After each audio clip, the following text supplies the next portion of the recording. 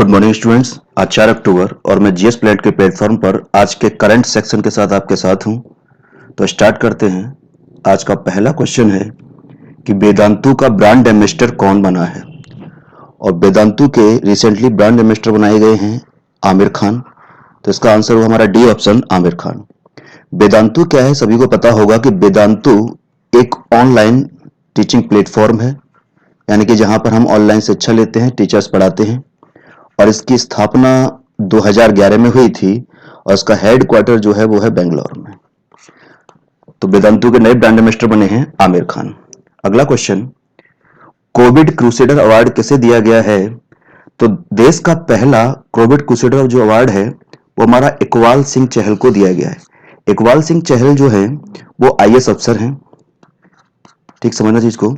Iqbal Singh Chahal IAS अफसर हैं और ये नगर निगम जो हमारा ग्रेटर मुंबई है उसके नगर आयुक्त हैं। और इसी ग्रेटर मुंबई में पड़ता है हमारा बंबई, जो मेन बंबई, ठीक है। तो इस बंबई जैसे भीड़ भाड़ इलाके में कोरोना वायरस के संक्रमण को रोकने के लिए इन्होंने बहुत अच्छा कार्य किया और इसीलिए इन्हें पहला कोविड क्रूसेडर अवार्ड दिया गया। तो पहला अवार्ड दिया गया है इकबाल सिंह चहल। अगला क्वेश्चन, देहरादून सैन्य अकादमी का नया प्रमुख बनाया गया है। तो ये नया प्रमुख बनाया गया हमारा लेफ्टिनेंट जनरल हरिंदर सिंह को, ठीक। और ये जो सैन्य अकादमी है इसकी स्थापना हुई थी 1932 में। इससे जो पहला बैच पास आउट होकर निकला था वो निकला था 1934 में और इसी बैच को बोला गया था पाइनियर्स। तो इसकी स्थापना कहां हुई है, 1932 में। और कहां पर है तो लिखाइए क्वेश्चन में, देहरादून। अगला क्वेश्चन कि सितवे बंदरगाह किस देश में है। और सितवे बंदरगाह क्या है कि सितवे बंदरगाह है हमारा म्यांमार में, आंसर में हमारा। तो सितवे बंदरगाह पड़ता है म्यांमार में। और क्या है कि इंडिया 2016 से इस बंदरगाह का रख रखाव कर रहा था और यह तय हुआ है कि अगला जो हमारा फाइनेंशियल ईयर होगा, यानी कि वित्तीय वर्ष होगा, और हमारा वित्तीय वर्ष शुरू होता है 1 अप्रैल से भारत का। तो इस वित्तीय वर्ष की पहली जो तिमाही होगी, 3 महीने होंगे, तब से इसका संचालन जो है वो भारत के हाथों में आ जाएगा। यानी कि सितवे बंदरगाह जो म्यांमार में स्थित है उसका जो संचालन है वो अगले वित्तीय वर्ष की पहली तिमाही से कौन करेगा, भारत। अगला क्वेश्चन, चंद्रशेखर शिवशंकरन किस क्षेत्र से संबंधित हैं। तो ये हमारे हैं चित्रकार। और ये चर्चा में क्यों है कि इनका भी रिसेंटली हुआ है निधन। तो राष्ट्रीय स्तर के चित्रकार थे, इनका निधन हुआ। तो ये शिवशंकरन हमारे चित्रकारिता के फील्ड से संबंधित हैं। अगला question, UNESCO smart city award 2020 में किसको शीर्ष स्थान प्राप्त हुआ है। तो इसका आंसर होगा हमारा वियना, ठीक। वियना जो है वो हमारी ऑस्ट्रिया की कैपिटल है। तो वियना से जुड़ी हुई चीजें, तो यूनेस्को अवार्ड जो सिटी को मिला है, स्मार्ट सिटी अवार्ड वियना को, वो वियना कहां स्थित है तो हमारा ऑस्ट्रिया की कैपिटल है, यानी कि ऑस्ट्रिया में स्थित है। जो यूनेस्को है उसकी फुल फॉर्म है हमारी United Nations educational scientific and cultural organisation, cultural organisation, ठीक। ये है इसकी फुल फॉर्म। इसका जो हेड क्वार्टर है वो है पेरिस में, और पेरिस सभी को पता होगा फ्रांस की कैपिटल है। इसकी स्थापना जो हुई थी वो 16 नवंबर 1945 को हुई थी। और याद रखना है कि अगर पूछा जाए स्थापना कहां हुई थी तो इसकी स्थापना हुई थी लंदन में, यानी कि स्थापना हुई है लंदन में। लंदन हमारा इंग्लैंड की कैपिटल, और इसका जो हेड क्वार्टर वर्तमान में है वो है पेरिस, और पेरिस हमारी फ्रांस की कैपिटल। और अगर इसके काम की बात की जाए यूनेस्को की, तो यूनेस्को का काम है कि शिक्षा हुआ, विज्ञान हुआ, संस्कृति हुआ, ठीक है। इनके फील्ड में अंतर्राष्ट्रीय सहयोग को ऐसे बढ़ाना है कि पूरी दुनिया में शांति स्थापित हो और सुरक्षा स्थापित हो। यानी कि शिक्षा, विज्ञान, संस्कृति, इसमें ऐसी सहयोगात्मक भावना पैदा करनी है पूरी दुनिया में कि पूरी दुनिया में शांति और सुरक्षा बढ़े। तो यूनेस्को हमारा United Nations educational scientific and cultural organisation, headquarter कहां है इसका, पेरिस में। और इसकी स्थापना कब हुई थी, 16 नवंबर 1945 को, और स्थापना हुई है लंदन में। अगला क्वेश्चन कि किस बैंक ने देश के पहले बेयर हाउस कमोडिटी फाइनेंस को लॉन्च किया है? तो बेयर हाउस कमोडिटी फाइनेंस जो हमारा है वो हमारा लॉन्च किया है एचडीएफसी बैंक ने, ठीक है। और एचडीएफसी बैंक से जुड़ी हुई चीजें कि एचडीएफसी बैंक की स्थापना हुई थी 1984 में। इसका हेडक्वार्टर जो है हमारा वो है मुंबई में, और इसके जो सीईओ हैं आदित्यपुर। तो एचडीएफसी बैंक ने देश के पहले warehouse commodity finance app को लॉन्च किया है। इसकी स्थापना 1984 में हुई। इसका हेडक्वार्टर है मुंबई में और इसके सीईओ हमारे हैं आदित्यपुर। अगला क्वेश्चन, कंबोडिया में भारत का राजदूत किसे नियुक्त किया गया है? तो कंबोडिया में भारत की नई राजदूत बनी है देवयानी उत्तम खोबरागड़े, ठीक है। और कंबोडिया की जो राजधानी है वो है हमारी नोम पेन। कंबोडिया हमारा दक्षिण पूर्व एशिया का एक देश है और कंबोडिया के अगर किससे घिरा हुआ है तो राइट साइड में देखा जाए तो हमारा कंट्री पड़ जाएगा वियतनाम और लेफ्ट में हमारा कंट्री है थाईलैंड। तो दक्षिण पूर्व एशिया सेंसिटिव है, दक्षिणी चीन सागर की वैसे भी चर्चा में रहता है। तो ये हमारा रहा कंबोडिया। तो कंबोडिया के पूर्व में देश हो गया वियतनाम और पश्चिम में हो गया थाईलैंड, यानी किन देशों से घिरा है तो थाईलैंड और वियतनाम। और कंबोडिया की कैपिटल हमारी नोम पेन। अगला क्वेश्चन, भारतीय पुरुष और महिलाओं के लिए आदर्श वजन स्थापित किया गया है। तो यह आदर्श वजन स्थापित किया गया है 65 और 55, यानी कि पुरुषों में वजन 65 और महिलाओं में वजन 55 किलो अगर है तो ये आदर्श पुरुष या महिला माने जाएंगे, ठीक। दूसरा क्या है कि इससे पहले जो आदर्श वजन माना जाता था वो पुरुषों के लिए थे 60 और महिलाओं के लिए था 50। इतनी बात समझना।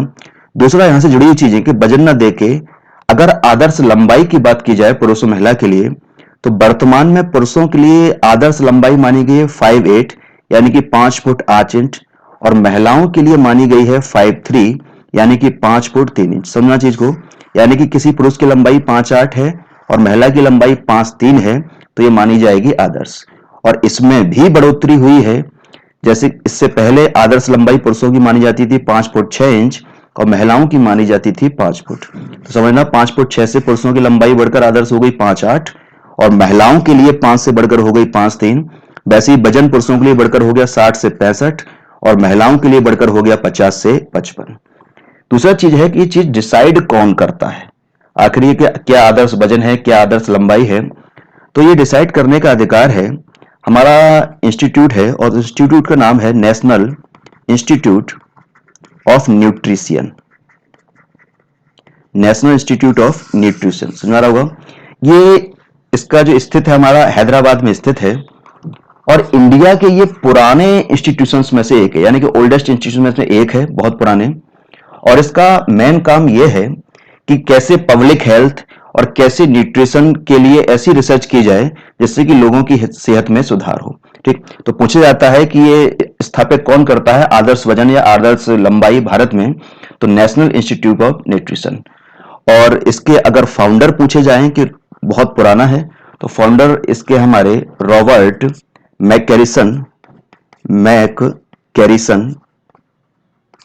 ठीक है ना। और इसके वर्तमान में डायरेक्टर पूछे जाएं कि वर्तमान में डायरेक्टर कौन है तो आर हेमलथा,